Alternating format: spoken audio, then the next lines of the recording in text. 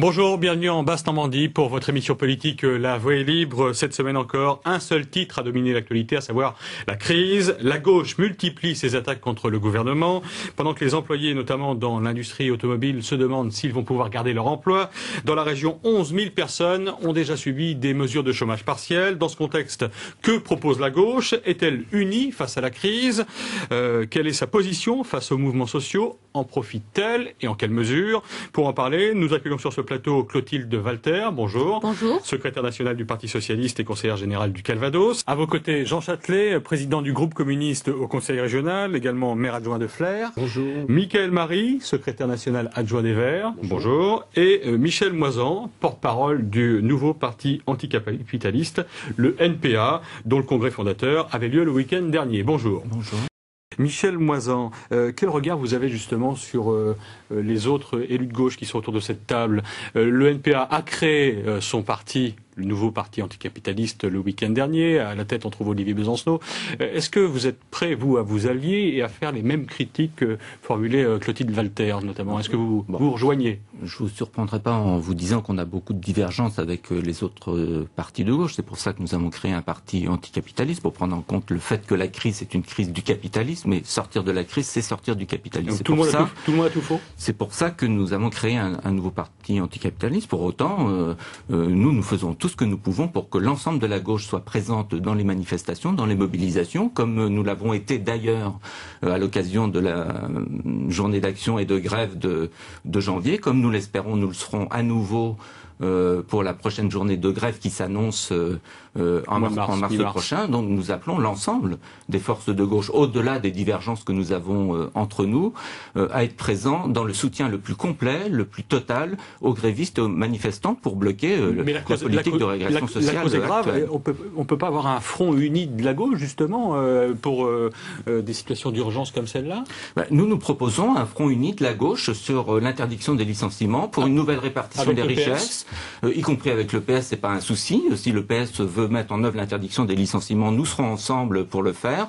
Une nouvelle répartition des richesses, 300 € d'augmentation pour tous. Ça correspond à quoi? Ça correspond simplement à récupérer ce qu'on nous a volé ces 15 dernières années, 10 points de PIB qui sont passés de la poche des travailleurs à la poche des actionnaires. Donc 300 € pour tous, c'est ce qui est nécessaire aujourd'hui. D'ailleurs, je fais remarquer que les travailleurs de Guadeloupe se battent pour des revendications de ce type-là, pour rattraper ce qu'on leur a volé ces 15 dernières années. Eh bien, que toute la gauche se batte là-dessus, nous serons avec l'ensemble des forces qui seront d'accord pour y aller ensemble. Ça ne pose pas de problème pour nous.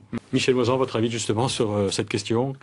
Qu'est-ce qu'on fait pour maintenir les entreprises? On a plein de cas. On a Cité Forestia, on a Valeo, on a Mecaplast Vagon Automotive qui a été placé en redressement judiciaire le 12 décembre dernier. On doit aujourd'hui interdire les licenciements, sinon nous serons en présence d'une croissance du chômage catastrophique ces prochains mois. Ça a déjà commencé.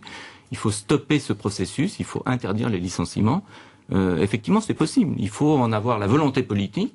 Et je pense que les mobilisations qui vont se développer ces prochaines semaines, qui commencent à se développer dans l'automobile et dans l'ensemble des entreprises qui sont concernées par les suppressions d'emplois, poseront cette question-là de l'interdiction des licenciements. Parce que le versement d'aide publique aux entreprises privées, c'est quoi? C'est ni plus ni moins le pillage des fonds publics aujourd'hui, destinés à aider les industriels à accomplir les restructurations, l'intensification du travail, l'augmentation de la productivité. Est-ce que c'est simplement la faute de la droite et au lendemain, et du gouvernement au lendemain de l'annonce des aides, les groupes principaux annoncent effectivement la continuité dans les suppressions d'emplois. Est-ce que c'est la faute de tous les dirigeants politiques actuels? C'est la faute des dirigeants, effectivement, de refuser de prendre des mesures permettant de stopper les licenciements. De droite ou de gauche, alors? Écoutez, pour l'instant, on a un gouvernement de droite qui est clairement un gouvernement au service des grands groupes industriels et commerciaux. Les milliards qui sont déversés aux banques ou aux industriels aujourd'hui ne sont pas des milliards destinés à sauvegarder l'emploi, ce sont des milliards destinés à aider les actionnaires à continuer d'être rétribués. Mais ça permet également, c'est ce que l'on dit, d'irriguer l'économie, de ne pas mettre les banques en faillite, que les particuliers, que les entreprises continuent à emprunter. C'est ce qui est dit. C'est pour ça qu'il y a des fonds de garantie aussi. Y compris le gouvernement s'aperçoit aujourd'hui que l'injection de fonds n'a pas permis de débloquer le crédit interbancaire. On est toujours dans la crise financière.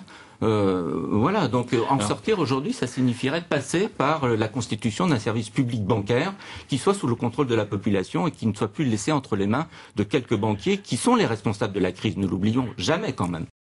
À l'extrême gauche, les choses bougent également avec la création, le week-end dernier, je le disais, du nouveau parti anticapitaliste. Le NPA a remplacé la Ligue communiste révolutionnaire, qui avait été créée en 1968, donc 40 ans.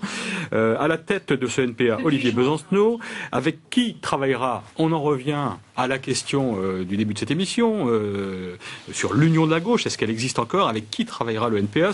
C'est toute l'interrogation aujourd'hui. Les militants sont divisés sur la question des alliances. Faut-il ou pas organiser un front commun de la gauche avec le Parti communiste et le Parti de gauche en vue des européennes?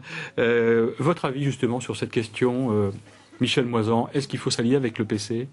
Non, je commencerai par dire que manifestement dans ce pays, il y a deux gauches. Il y a une gauche libérale qui a accompagné, lorsqu'elle était au gouvernement, les contre-réformes libérales, parce que Clotilde Walter parlait de la loi de modernisation tout à l'heure. Je me rappelle aussi des déclarations de Lionel Jospin au moment des licenciements à Michelin. L'État laissait faire. Voilà.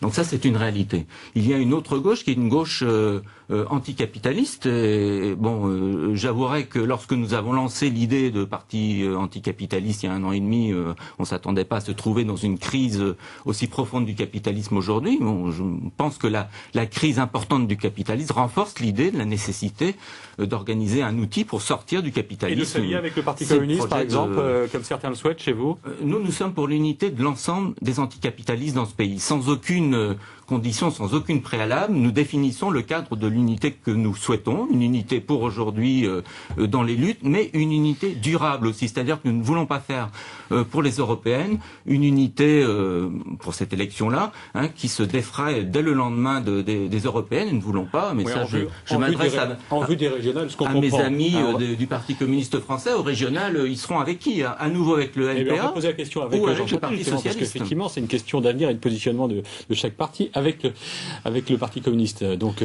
quel positionnement?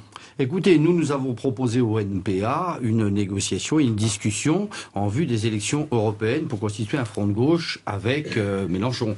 Maintenant, c'est au NPA qu'il appartient de répondre. Attendons sereinement cette réponse. Ce que je voulais dire... Mais juste pour les européennes ?